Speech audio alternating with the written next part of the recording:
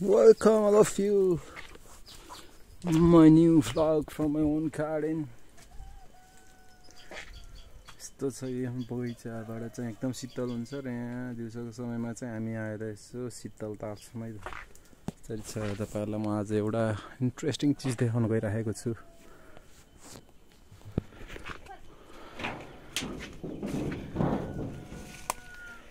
हेर्नु यहाँ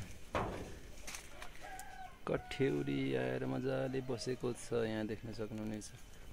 यहाँ यसरी चाहिँ कठ्यौरी आएर बसेको छ, तपाईले देख्न सक्नुहुनेछ। यसले चाहिँ च्याप्पा अब चाहिँ हामी पालेर अब यसको चाहिँ मह अत्यन्तै स्वास्थ्यको लागि लाभदायक हुन्छ। त्यही भएर यसलाई चाहिँ मजाले अब यहाँ पालेर यसलाई यसबाट चाहिँ उत्पादन भएको मह चाहिँ हामीले सेवन गर्ने हो।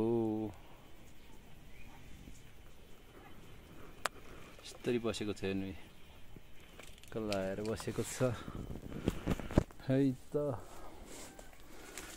ओके, आजको मिनी भ्लग सर्ट भ्लगबाट चाहिँ म यही अन्त्य गर्न चाहन्छु। हस्त, नमस्कार।